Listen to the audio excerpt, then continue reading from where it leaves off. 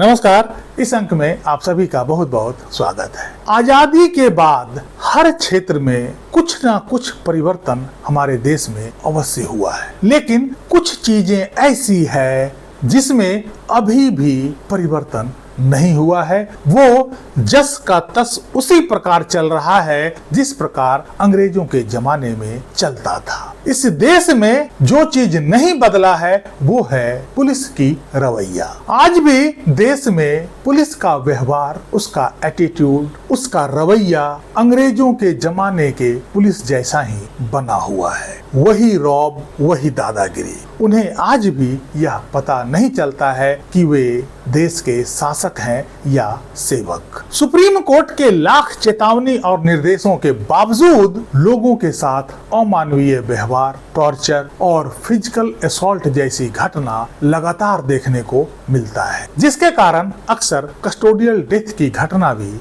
देखने को मिलता है। पुलिस कस्टडी में मौत को लेकर दिल्ली हाई कोर्ट का अभी हाल ही में एक महत्वपूर्ण फैसला आया है। इस निर्णय को आप अवश्य जान लीजिए, ताकि यदि ऐसी घटना आपके आसपास घटित हो तो यह निर्णय आपके बहुत काम आने वाला है। दिल्ली हाई कोर्ट ने पुलिस कस्टडी में असामान्य मौत का शिकार हुए 19 साल के युवक के पिता को 18,44,000 मुआवजा देने का आदेश सुनाया। कोर्ट ने स्पष्ट रूप से कहा कि अपने कस्टडी में मौजूद लोगों की जान और सम्मान की रक्षा करना राज्य की पूरी और न टाली जाने वाली जिम्मेदारी है। इस जिम्मेदारी से राज्य पीछे नहीं हट सकती है। 19 साल का एक लड़का दीपक की मौत दिल्ली के करावल नगर पुलिस स्टेशन में कस्टडी के दौरान हो जाती है। 2017 में हुए एक FIR में उसे गिरफ्तार किया गया था। उस लड़के के पिता के अनुसार उनके बेटे को 15 जनवरी 2018 को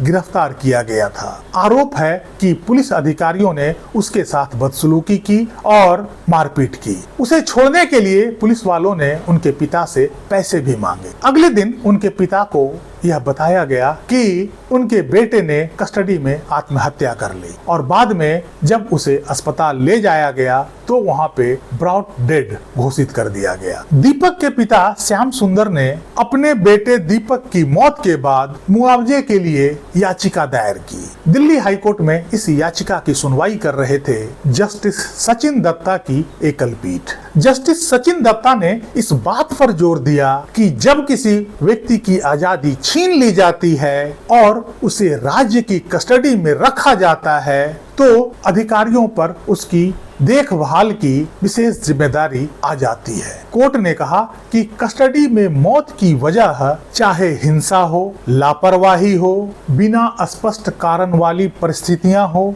या आत्महत्या ही क्यों ना हो, ऐसी किसी भी चूक की न्यायिक जांच जरूरी है, क्योंकि इससे व्यक्ति के सम्मान और न्याय व्यवस्था की विश्वसनीयता दोनों पर असर पड़ता है। कस्टडी में मौत मामलों में मुआवजों से जुड़े पुराने फैसलों का हवाला देते हुए कोर्ट ने कहा, कस्टडी में असामान्य मौतें भले ही वो आत्महत्या ही क्यों न हो, राज्य की जिम्मेदारी से अलग कोई निजी घटना नहीं है, बल्कि यह उन लोगों की तरफ से कर्तव्य में चूक को दर्शाता है जिन पर सुरक्षा की जिम्मेदारी थी। कोर्ट ने आगे कहा कि राज्य कानूनी योजनाओं का हवाला देकर या सीधे तौर पर दोषी न होने का तर्क देकर अपनी जिम्मेदारी से बच नहीं सकता। कोर्ट ने आगे कहा कि कस्टडी में मौत का तथ्य ही, क्योंकि यह असामान्य है, जिम्मेदारी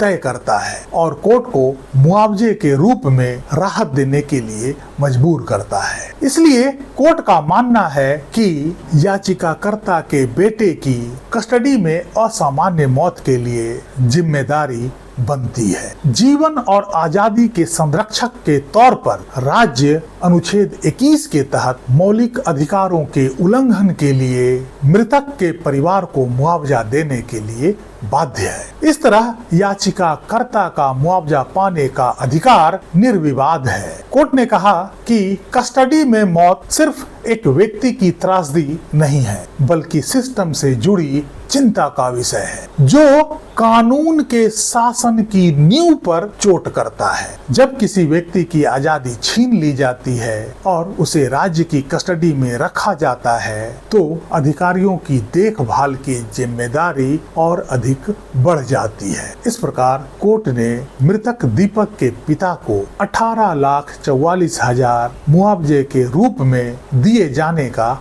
आदेश सुनाया। इस केस का टाइटल था श्याम सुंदर वर्सेस एनसीटी ऑफ दिल्ली। इस अंक में यहीं तक। कैसी लगी जानकारी कमेंट करके अवश्य बताइएगा। क्या इस निर्णय से आगे आने वाला समय में पुलिसिया रवैया में कोई सुधार होने की उम्मीद है? मुझे तो ऐसा नहीं लगता है, क्योंकि जो मानसिकता वर्षों से पुलिस वालों के अंदर घर कर गई है उसे निकालने में अभी वक्त लगेगा। यदि इस आदेश में यह रकम उन पुलिस वालों के जेब से दिए जाने का आदेश होता तो शायद इसका प्रभाव ज्यादा पड़ता, लेकिन चूंकि यह राज्य सरकार के पाले में है और राज्य सरकार के कोष से यह रकम जाना है तो शायद उन पुलिस वालों पर इसका प्रभाव इतना ज्यादा देखने को ना मिले। लेकिन आगे आने वाला समय में राज्य सरकार इस रकम को उन पुलिस वालों से वसूल भी कर सकती है, जो पुलिस वाले इसमें दोषी पाए जाएंगे। इस पर आप अपना विचार लिखना मत भूलिएगा। यह जन जन का विषय है। वीडियो को लाइक कीजिएगा, चैनल को सब्सक्राइब कीजिएगा। मिलते हैं अगले अंक में, तब तक के लिए जय हिंद, वंदे मातरम।